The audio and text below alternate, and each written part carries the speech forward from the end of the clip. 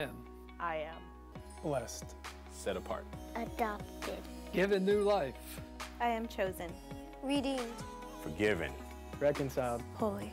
I am a child of God. Therefore. Therefore. I live a life. I live a life. I live a life. I live a life worthy of the calling I have received.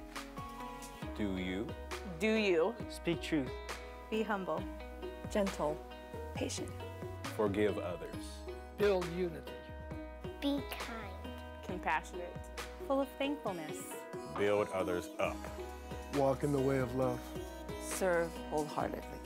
Be strong in the Lord. Wear the armor of God. Well, it's time. It's time. It's time. It's time to become who you are in Jesus.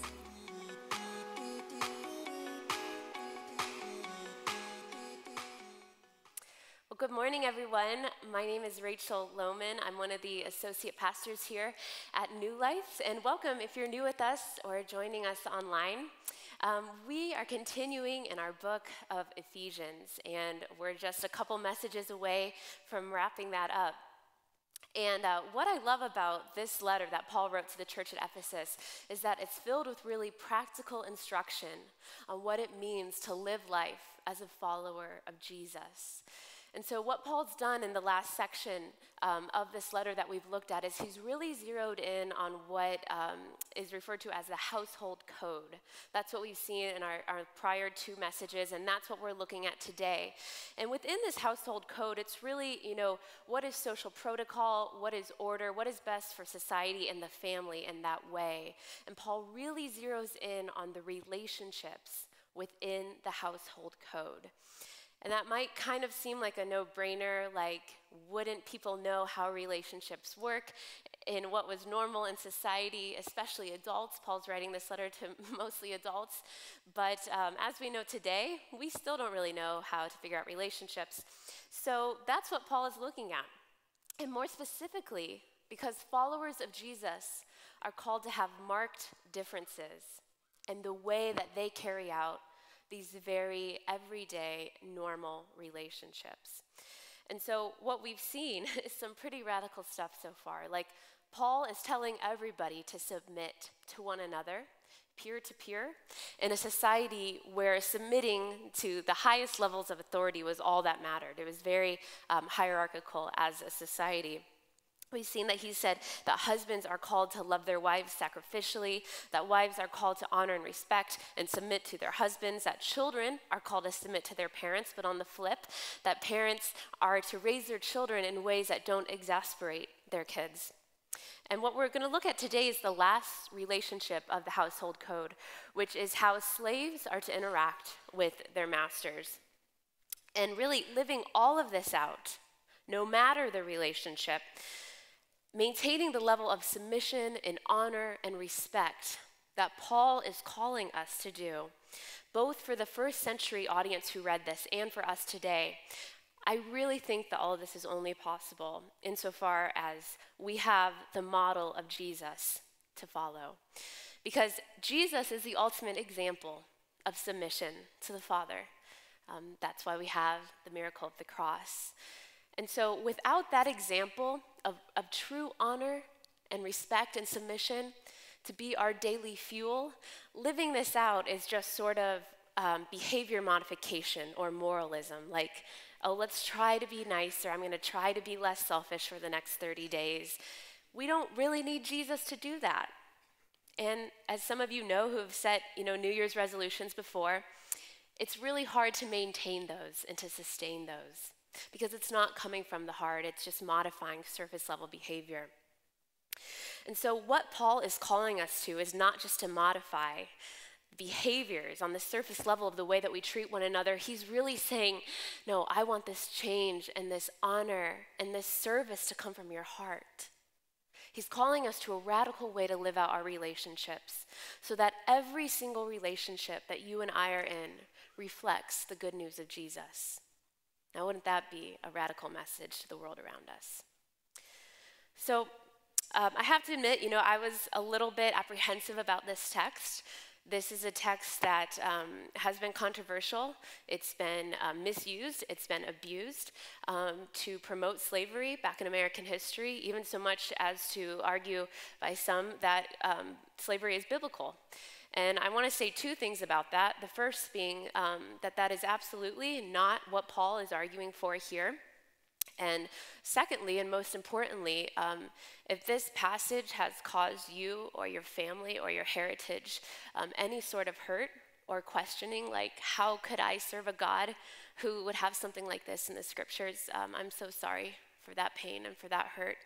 And it is my prayer that today that God would show you something that's somewhat redemptive in this text, that we'd be able to see more of his heart for each and every one of us. So I'd like to pray for that right now, if you'd go ahead and bow your heads with me. Father, we thank you for the opportunity to gather as brothers and sisters this morning and to be able to open your word. And I just ask, Lord, that for the hurt that's been caused by this passage, Lord, that your healing hand would be at work, that you'd redeem this text, that you would show us more of your heart, the way you love and care for your children. And for those of us who have maybe misused or misinterpreted this text, God, I ask for your forgiveness this morning. In your humility, Lord, pray that you would speak through me this morning, that these words would be from your Spirit, and that you'd interrupt my ideas for this message, that this would be for you, you'd be speaking to your people, and that we would learn to love one another better because of this word. And it's in your name we pray. Amen. All right, so let's go ahead and take a look at this passage. We'll be on page 817 in the free gray Bibles in the chair backs. It'll also be on the screens behind me. So as we flip there, sorry if my voice sounds a little crinkly. I don't even know what to call it. I've been fighting a bad sinus cold all week, and I do not feel 100%. But Satan's not going to keep us from this, so. All right, we'll start in chapter 6, verse 5. Paul says, "Slaves, obey your earthly masters with respect and fear, and with sincerity of heart, just as you would obey Christ. Obey them not only to win their favor when their eye is on you, but as slaves of Christ, doing the will of God from your heart. Serve wholeheartedly, as if you were serving the Lord, not people, because you know that the Lord will reward each one for whatever they do, whether they are slave or free. And masters, treat your slaves in the same way. Do not threaten them, since you know that he who is both their master and yours is in heaven, and there is no favoritism with him."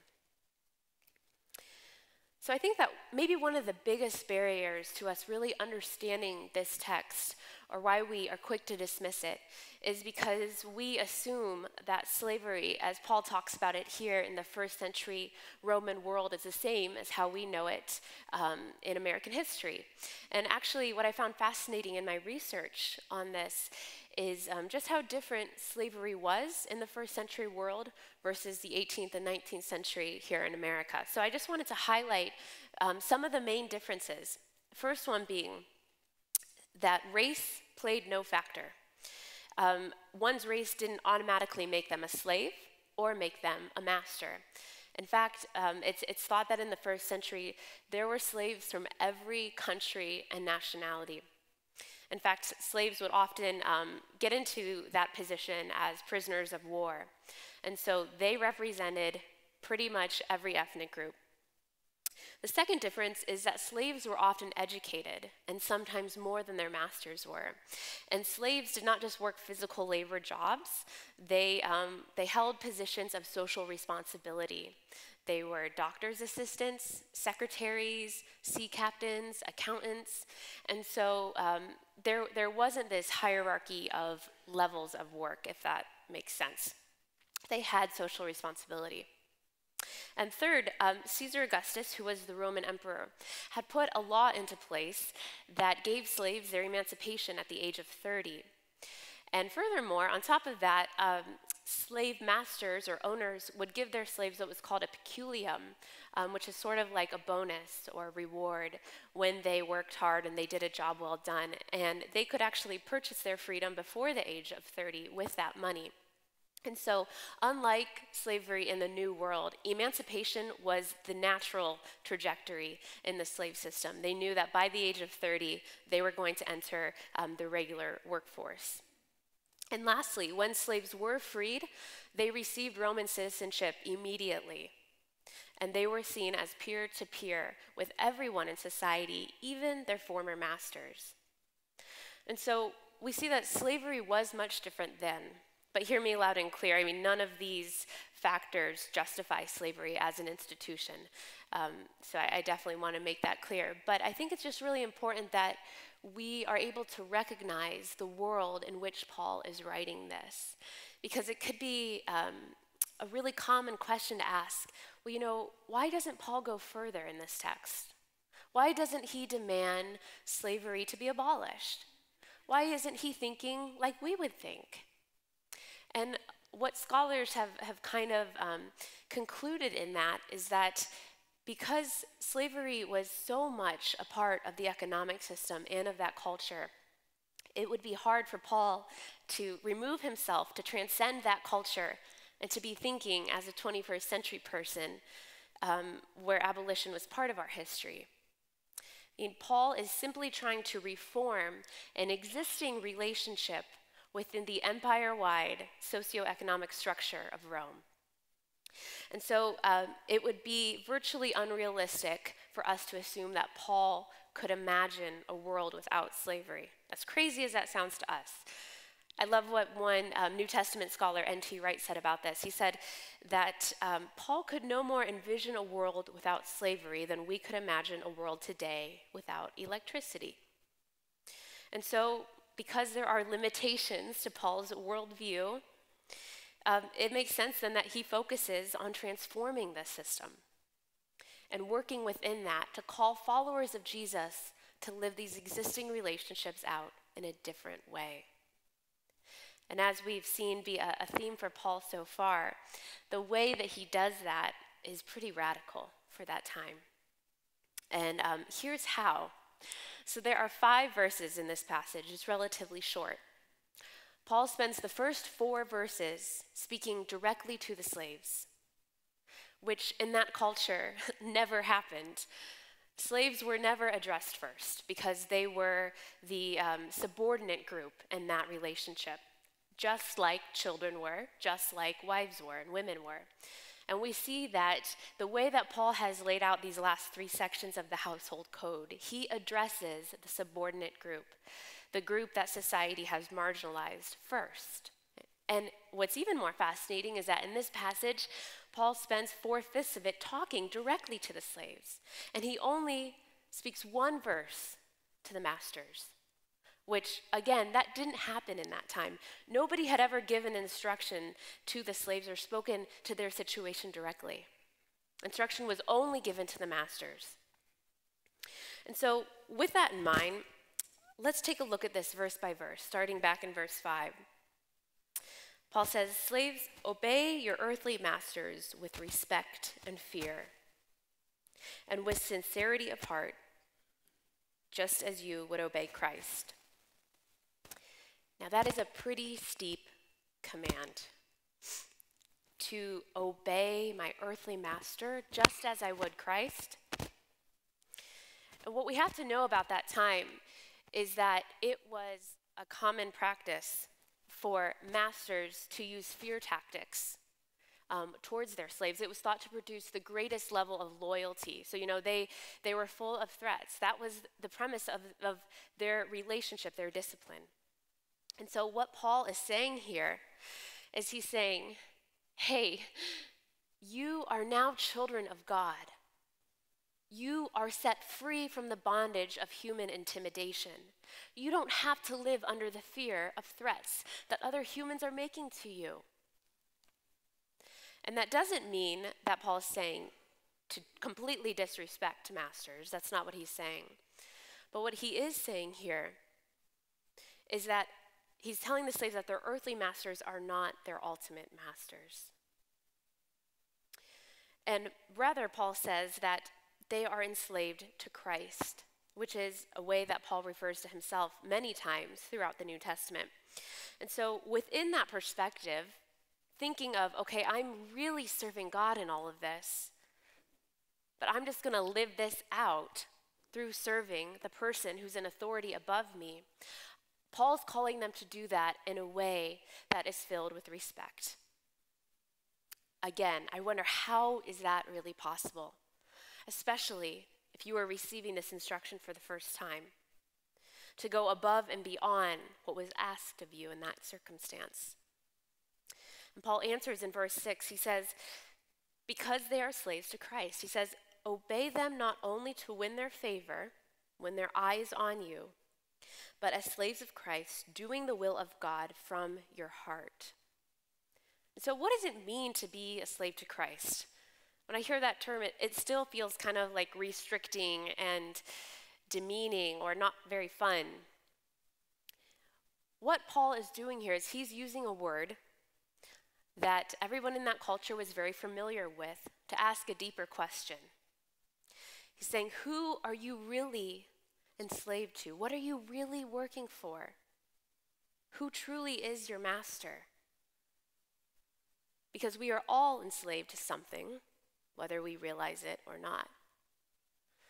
It's a paycheck.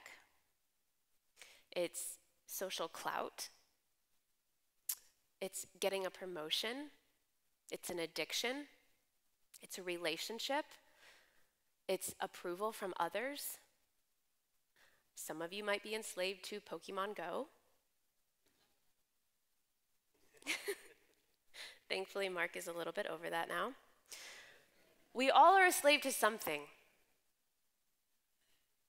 Or we are a slave to God. And that's what Paul's really getting at here. He's saying, who are you going to be enslaved to?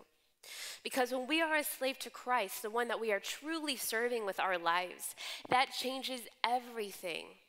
It changes our motivation behind our work. It changes our work ethic. It changes what we do when the boss isn't around. And it changes how we treat people. Serving Christ in and through every circumstance and relationship, it transforms the way that we operate in the big and the small.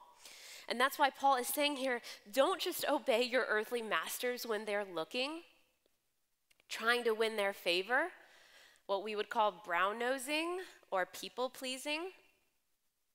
Rather, we should be working with excellence at all times because it's not ultimately our earthly bosses that we are here to serve. I mean, sure, getting your boss's favor might come in handy at times. It might give you a notch up in a promotion or a bonus or extra time off.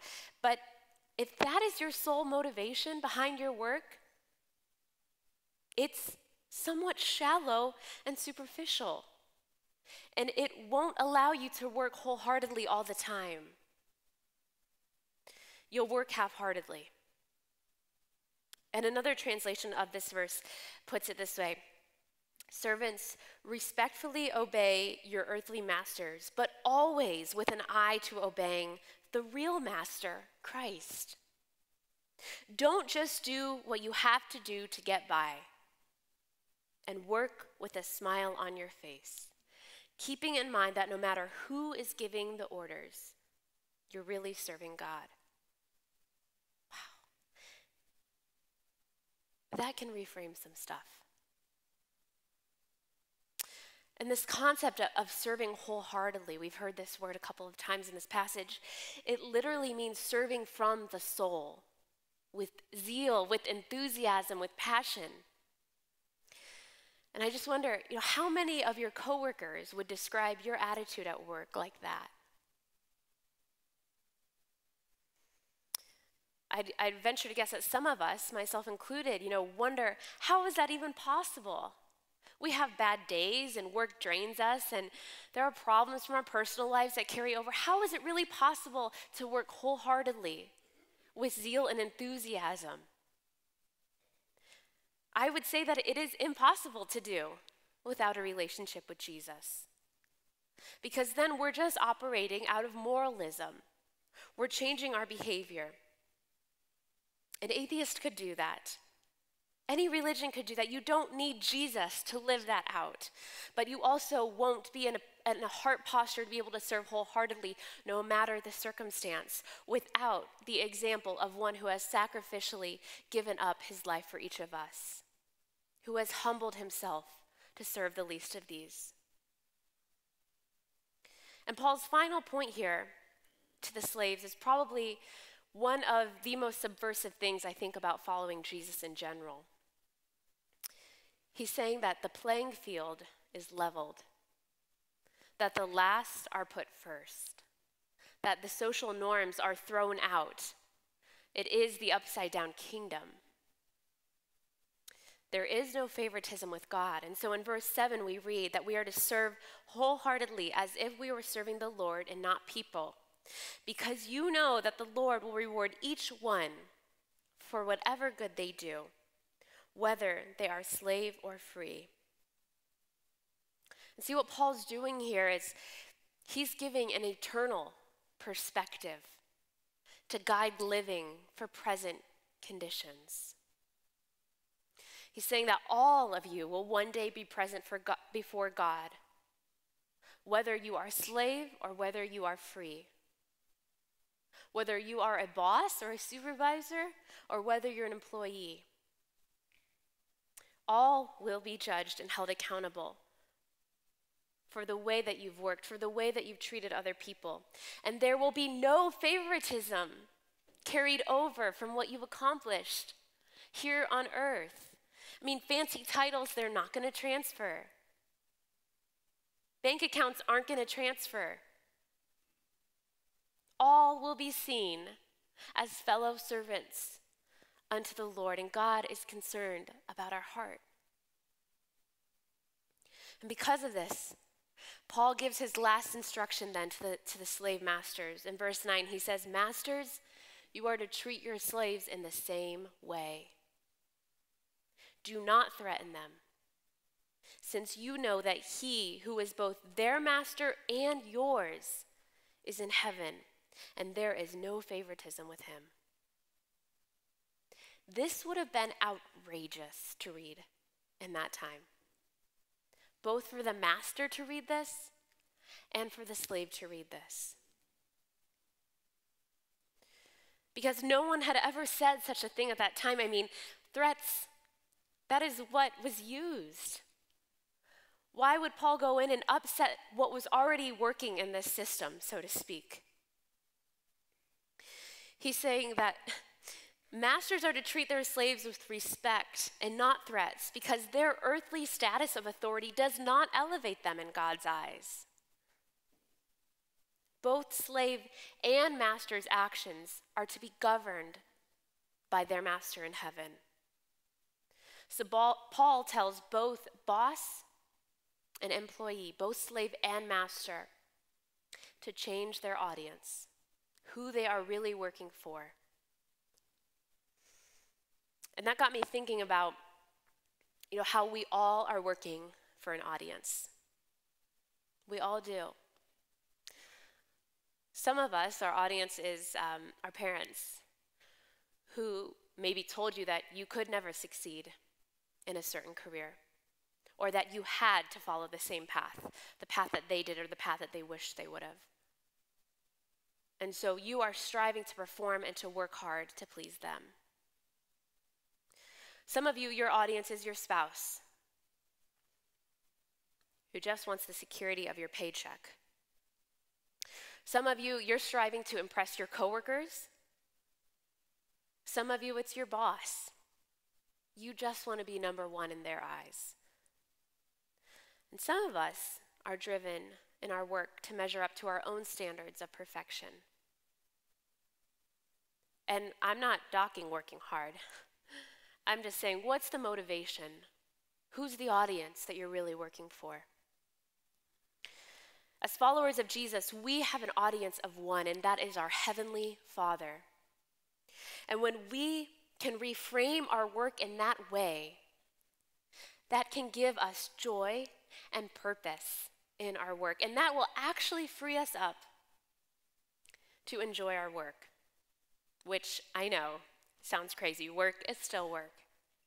But what I mean is that frees us up from two very common pressures. One is to underwork and one is to overwork. It frees us from the pressure to underwork because we know that no matter how small or how tedious or how annoying our jobs are, that we're working unto God, and that we don't have to be sucked in to the mindset that I hate my job, I don't want to go to work, everybody complains, I'm going to do the same thing, I'm going to talk about my boss behind their back, I'm going to talk about my coworkers, I'm going to stir up drama. When that clock hits 5 o'clock, I'm out. We don't have to be enslaved to being lackadaisical. And on the other hand, working unto God frees us from the pressure to overwork or to use work as the fuel for our identity and for our sense of purpose. Because many of us do that too. They'd be called workaholics or workaholism. Yeah, one of those.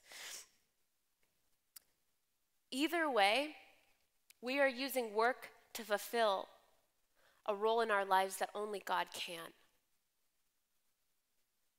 And if you're thinking about, is this me? Am I really a slave to my work? Or am I overworking in this way? Am I underworking in this way? Am I a slave to it? Then ask yourself, what would it feel like if you lost your job? Not from a financial standpoint. What would it do to your sense of self? And furthermore, what if you lost your entire career? The thing that you've built your life upon? How would you feel about the person you are? I want to make sure that we get, really practical with applying this passage, because I think it's extremely relevant to our times today. I mean, we have never been in a more career-driven, achievement-based society. We've also never worked more hours or cared more about doing work that matters. And none of those things are bad things, but it can cause us to kind of demean jobs that are just stepping stones to get us to where we really want to be. And so I thought of maybe 5 objections that you might have to applying this text. Some of those more peculiar work situations that I wanted us to walk through this morning. The first thing is, maybe you're thinking, well, my boss isn't a Christian, so this text doesn't apply to me. I don't need to work wholeheartedly onto them because they don't follow Jesus. Well, this text doesn't say work wholeheartedly if you like your boss, which some of you may wish it said. It says to work wholeheartedly for your boss as an act of working unto your real boss, your real master, God. So whether or not you agree with how your boss ended up in the position that they're in, because you love Jesus, you are called to serve them. That doesn't mean that you don't hold them accountable. That doesn't mean that if you see things that aren't as they should be in your workplace, that you don't take that to the right people. No, you're called to do that as well. But I just hear people say, I'd work a lot harder, I'd enjoy my job a lot more if my boss was better. Well, if you can't work hard now unto your earthly master, who you can see and be with and relate to, then how on earth are you able to work on to your heavenly master who you don't physically share an office with? Work for Christians is one of the means that we offer ourselves to God and we serve him. And working this way can change your heart to serve a boss that you can't stand. I would challenge you, if you're in this situation, to pray for your boss's heart. And then to begin serving them. You're really serving God. And just see what happens. You might be surprised. Second objection to this might be, well, my job is just temporary. It's not really what I want to be doing. It's just a stepping stone. And so I'll work wholeheartedly And I'll really put my all into my work once I'm in my career job. Well, if Paul tells even the slaves that they can find meaning in their work, which was just a temporary job for them, how much more so should that be true of your stepping stone jobs?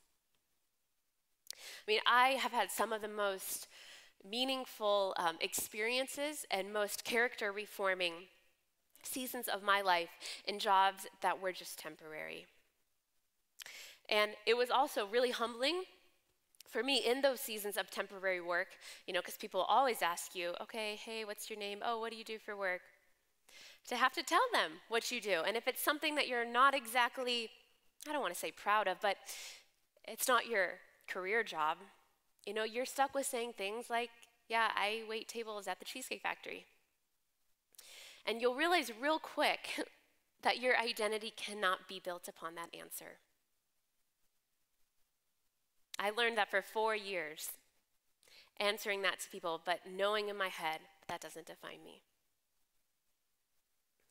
And it made me also realize in those seasons of stepping stone jobs that every little thing I did, every small job, every lemonade refill, every time I served a guest an entree who had been difficult, that I was really serving God. And it was my opportunity to start thinking that way. That in every small thing that we do, we have the opportunity to serve God in that. Third objection could be that your work isn't fulfilling, that you just simply hate what you do, and you don't think there's any way that you could ever find satisfaction in your job. Well, did you know that there are 70% of full-time employed Americans who feel that way? 70%. If you're holding out hope that one day your work is just going to start fulfilling you, I think maybe the reality is that it's not, and that could be a good thing. Because when work ultimately fulfills us, when we are loving our job so much, when it is our fuel, when it's our reason to get up, when our whole life is centered around that, we are looking to work to fulfill us in a way that really only God should be. And it becomes an idol. Now, that doesn't mean that you can't find some satisfaction in your work. So I want to make the distinction there. I mean, we see that we are created to work. We are made in the image of a creative, creating God. And so the work that we do now is as his representatives, is part of our creation mandate in caring for this earth. I think that many people might think that work is a curse that God gave unto humanity as punishment for sin. But really, work already existed before the fall. We see that Adam was working in the garden before Genesis 3 happened. I mean, the striking truth of the Bible is that work was part of paradise, that we are created to work. We are created to build and to be part and to contribute to something. There will be work in heaven, meaningful work. If our God is one who works and creates and builds each of us, it would only reason then that we, made in his image, would be created to do the same, to work. I love what Tim Keller says. He says that work has dignity because it is something that God does, and because we get to work now in his place on this earth and caring for it as his representatives. Now, I don't have some magical formula for you to be able to go to your job tomorrow and think of it in this way. It really is just reframing your paradigm, a shift in your heart, adjusting your attitude. And I'll never forget my first encounter with all of this was in my first job out of college. I had just gotten my undergrad degree in journalism, and I took a job as a production assistant for a TV show, and I was making probably $1 or $2 over minimum wage and spending 2 hours every day on the 405. It was awesome. And there was one week in particular, that my boss asked me to transcribe some footage from shoots. And this was like 5 times the amount of footage I normally had to transcribe. Transcribing means typing out every single word that's spoken on camera, every time a camera angle changes, a shot is reframed, a take starts, ends, and putting the time code by it, and rewinding it every time you miss a little part of that. It was extremely tedious. And I literally did that for 45 hours straight that week. I did it from 9 a.m. on Monday morning until 6 p.m. Friday night. And it was somewhere in the middle of that week, as my eyes were bloodshot from staring at the screen and my hands were numb from all the typing, that I realized, man, I can complain about this, or I can see this as an opportunity to serve God. It was convicting.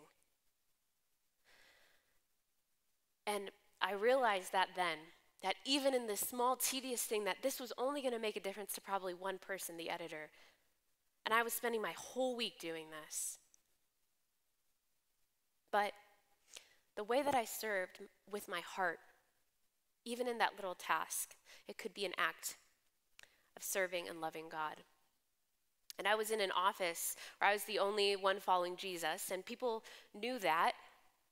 And what an awesome opportunity that was for me to show what it looked like to work unto God, to have a different attitude about my work. I think that is one of the biggest missed opportunities that we have, especially if you're a follower of Jesus and you're lucky enough to work in the secular world. It's a conversation that Mark and I have all the time. We think, man, back in our jobs before we finished seminary and worked at a church, which we love doing what we do, we really had the opportunity to be light in darkness. You have the opportunity and the choice to not stand around and backstab your coworkers or your boss or to spread drama or to have a bad attitude. You have an opportunity to work differently, to let your attitude about work reflect the fact that you serve God. And that'll be a witness. Another reason you might be thinking that you can't live out this text is because you're retired, or you're a stay-at-home mom, or you can't find a job. You're in a season of unemployment. You are not off the hook. As I just mentioned, work is part of something that we were created to do in the image of our Creator. So I really think that in every season of life, in light of your limitations for that season, that part of living out what it means to be fully human, to be made in God's image, is to be working in some capacity, to be serving others, to be building, to be contributing to a greater good, to be volunteering. And so whether you're babysitting, whether you're helping out a charity, you still have leaders and people in positions of authority in your life.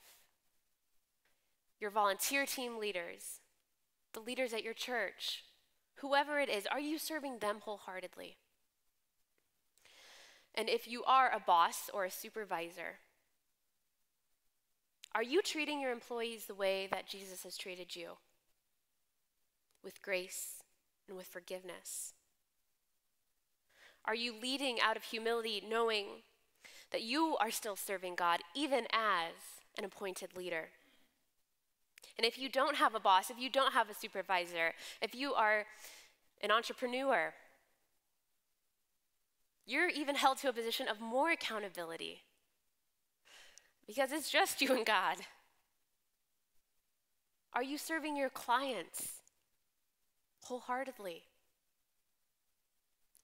And lastly, maybe you're thinking, gosh, I just don't know how to build my life on anything other than my work.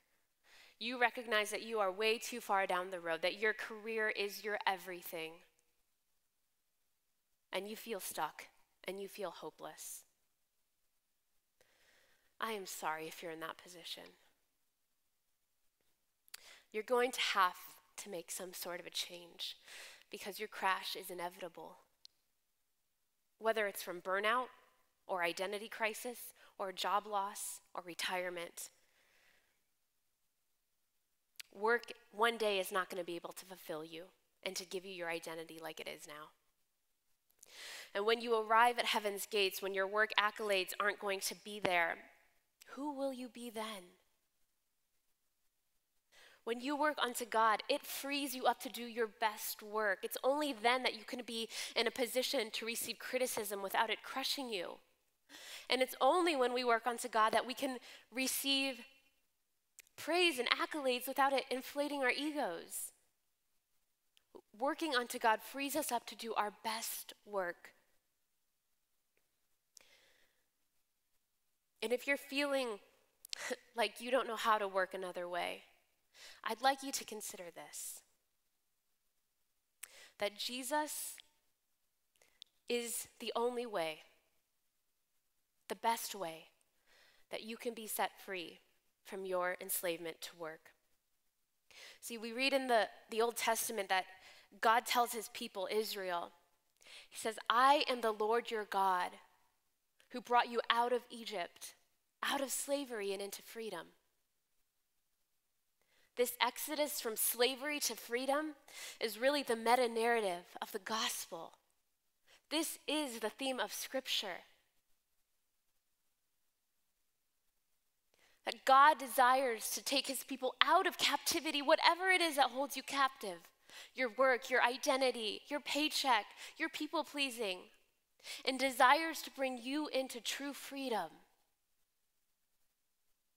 And in fact, Jesus has already done this for each and every one of us. He reenacted this story of slavery to freedom by humbling himself to the nature of a slave. And he went upon the cross so that you and me could be set free from our bondage to sin and to death. And because we are no longer slaves to fear and death and sin and success, we are ironically called to be slaves to Christ. He's the one who has died to set us free in every area, including our work. And so this morning, we are going to remember the sacrifice by taking communion. The biggest sacrifice, the most painful loss.